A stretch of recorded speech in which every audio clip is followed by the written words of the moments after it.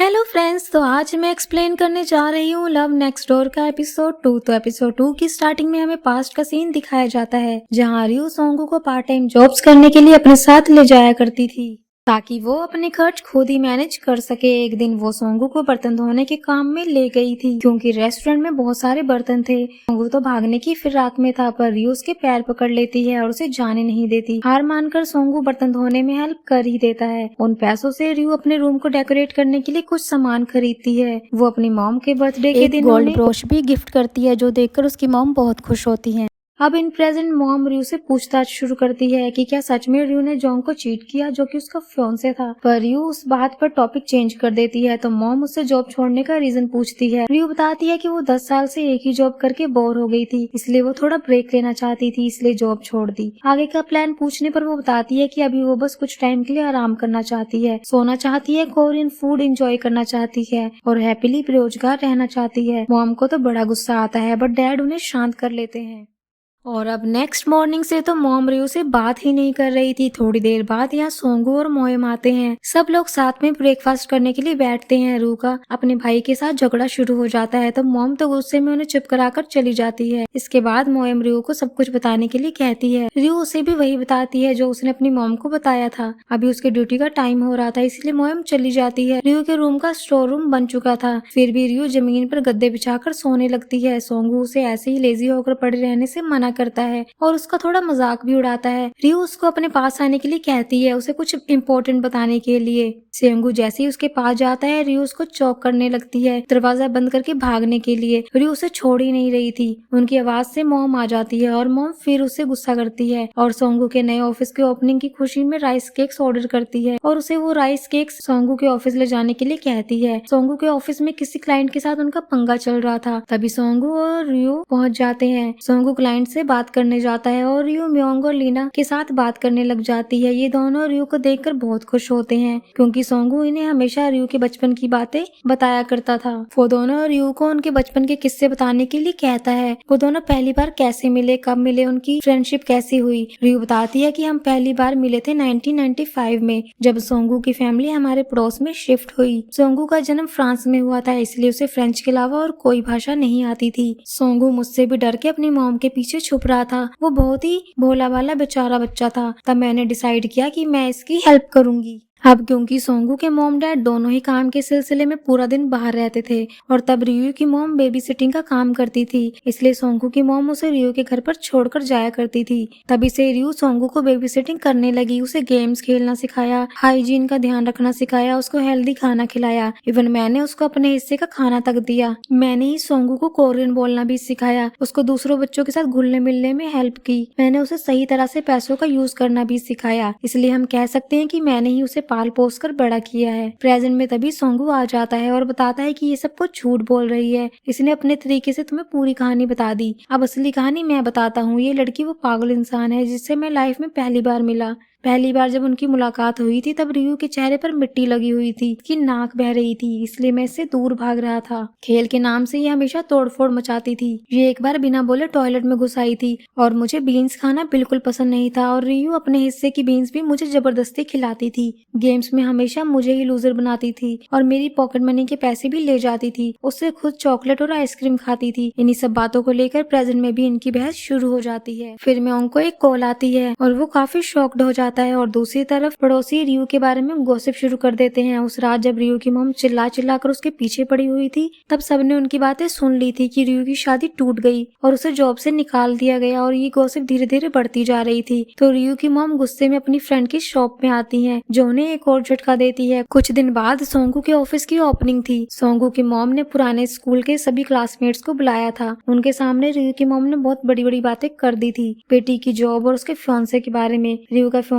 International lawyer था और अब तो ना जॉब है ना शादी, यानी कि रियो की मॉम के फ्रेंड रियो को लेकर उनका मजाक उड़ाएंगे, इसलिए वो काफी परेशान होती हैं। रियो का भी किसी चीज में मन नहीं लगता और वो काफी परेशान होती है। अगले दिन रियो की मॉम शादी तोड़ने का रीजन जानने के लिए रियो के फियांसे को कॉल करती हैं, लेकिन वो उसका कॉल नहीं उठाता। अभी रियो उनका फोन देख लेती है तो उनके फोन से जोंग का नंबर डिलीट कर देती है और उन्हें गुस्से में कहती है कि उसे फोन करने की कोई जरूरत नहीं है। सोंगू के ऑफिस की ओपनिंग होने से पहले ही प्रॉब्लम आ गई थी। किसी वजह से इनके प्रोजेक्ट को रोक दिया गया था। जब तक वो दोबारा चालू नहीं होता तब तक इनका पेमेंट नहीं मिलेगा। सोंगू इस मामले में एक लॉयर से मिलने आता है जो कि सेकंड लीड है इस सीरियल का और उसका नाम है तानहो। इधर हमें पता चलता है कि रियो को तो असल में कंपनी से निकाल दिया गया था और उसका फोन से उसे चीट कर रहा था, इसलिए वो कोरिया वापस आ गई थी। इधर सोंगू के मॉम डैड बीच में भी कुछ ठीक नहीं चल रहा था।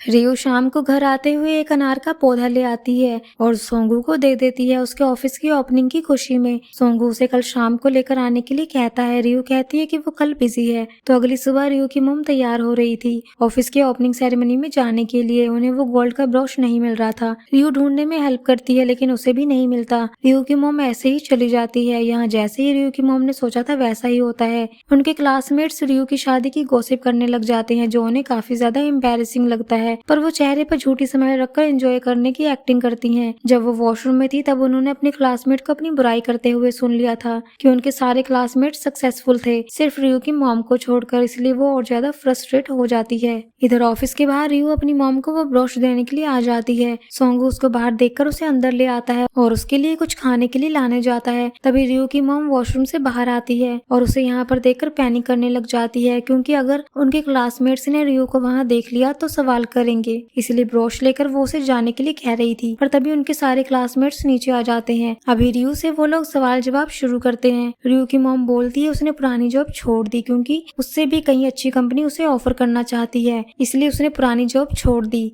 और इसलिए हमारे पास कुछ दिन के लिए मिलने आई है, पर जल्दी डिसाइड करके वो चली जाएगी। ये सब सुनकर रियो को बहुत ज्यादा बुरा लगता है। वो अपनी मॉम के खातिर यहाँ पर कुछ भी नहीं कहती, पर घर आकर वो अपनी मॉम से कहती है, मैं आपको इंसल्टेड फील करवाती हूँ। आपने ये सब बोलने के लिए कब से प्रैक्टिस करके रखी थी मॉम? मॉम बोलती है कि मैंने कोई झूठ नहीं बोला, तुम यूएस वापस जाओगे। रियो कहती है कि आप कभी नहीं चाहती थी ना कि मैं यहाँ वापस आऊँ, इसलिए आपने मेरे रूम को भी स्टोर रूम बना दिया था। मॉम कहती है कि इस बारे में मैं कोई बात नहीं करना चाहती, तुम बैग पैक करो और यूएस वापस जाओ। ये बोलकर वो खुद ही उसका बैग लेकर नीचे जाने लगती है। रियो उन्हें रोकने की कोशिश करती है, पर मॉम बैग नीचे फेंक देती है। रियो बोलती है कि क्या आप पागल हो गई हो? आप ऐसा क्यों कर रही हो, जैसे मैंने कोई क्राइम कर दिया हो। पर मॉम तो अपनी धुन में लगी हुई थी कि तुम मेरे साथ ऐसा कैसे कर सकती हो, मैंने तुम्हें पाल पोस कर बड़ा किया, क्या इस दिन के लिए? हमने कितनी मेहनत से तुम्हें बड़ा किया, यूएस में तुम्हें फुल स्कॉलरशिप मिली, कितनी अच्छी जॉब मिली, फिर तुम सब कुछ छोड़कर कैसे आ सकती हो? तुम मेरी प्राइड हो, तुम मुझे ऐसे धोखा नहीं दे सकती। ये सुनकर रियो पूरी तरह टूट जाती है और कहती है, क्या मैं एक बार बस आपकी बेटी बनकर नहीं रह सकती?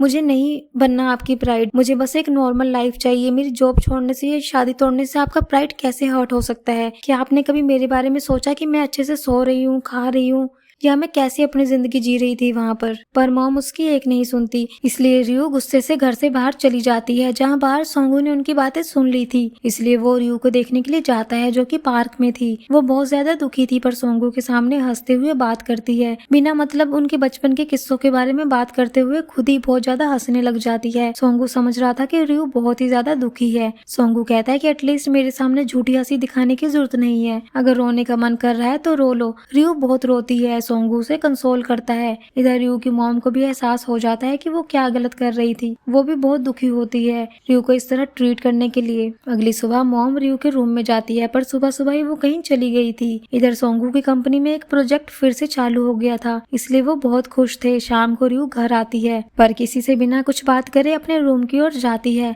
रूम को देखकर वो तो पूरा चौंक जाती है, क्योंकि उसके रूम का पूरा नक्शा ही बदल गया था। फिर वो मॉम चिल्लाते हुए नीचे आती है और बोलती है कि मेरे रूम में ये सब कैसे हुआ? डैड बताते हैं तुम्हारी मॉम ने सोंगू को ये सब करने के लिए कहा। फिर हमें फ्लैशबैक दिखाया जाता है, सोंगू कुछ ही घंटों में रूम का नक्शा चेंज कर देता है। मॉम को अपनी गलती का एहसास हो चुका था, इसलिए माँ बेटी में सब ठीक हो जाता है। रियो अपने नए रूम को देखकर बहुत खुश होती है। वो रात को सोने के लिए आती है, जहाँ वो सीलिंग पर चमकते हुए तारों वाले स्टिकर देखती है, जिन्हें देखकर वो बहुत ज्यादा सरप्राइज होती है। वो बचपन में अपने रूम में ऐसे स्टिकर लगाया करती थी। उन्हें देखकर उसे बहुत ही अच्छी तरह से नींद आ जाती है और इस बारे में सोंगू को पता था, इसलिए उसने ऐसा किया। रियो उसको थैंक्स कहने के लिए कॉल करती है, पर सोंगू उसे अभी भी टीज करता है और ये कहता है कि जरा ध्यान से देखो, इस टेबल में बैठकर उसने अपने सीनियर को लव लेटर लिखा था, पर उसने तुम्हें रिजेक्ट कर दिया था। मैंने वही टेबल दोबारा से लगाई है और तुम रिजेक्ट होकर आकर रो रही थी। रियो ब्लैंकेट में अपना मुंह छुपा रही थी। सोंगू बोलता है कि मैं तेरे एम्बैरेसिंग पास्ट को वापस ले आया हूँ। रियो उसे ये सब याद करवाने से मना कर रही थी कि तभी सोंगू कहता है कि अपनी खिड़की की कर्टन को अच्छे से बंद कर लेना। रियो कहती है कि कुछ है क्या बाहर। ये बोलकर वो कर्टन को हटाती है। सामने वो सोंगू को देखती है जो अपने रूम की खिड़की के सामने बैठा हुआ था। सोंगू टीज करके बोलता है कि कल से ये कर्टन को बंद करके रखना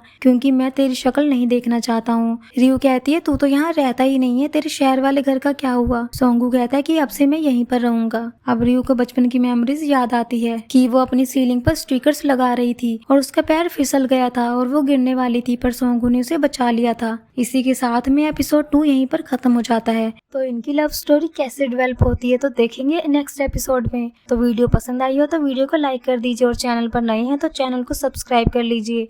तो मैं आपको मिलती हूँ नेक्स्ट एपिसोड में, तब तक के लिए अपना ध्यान रखें। Take care.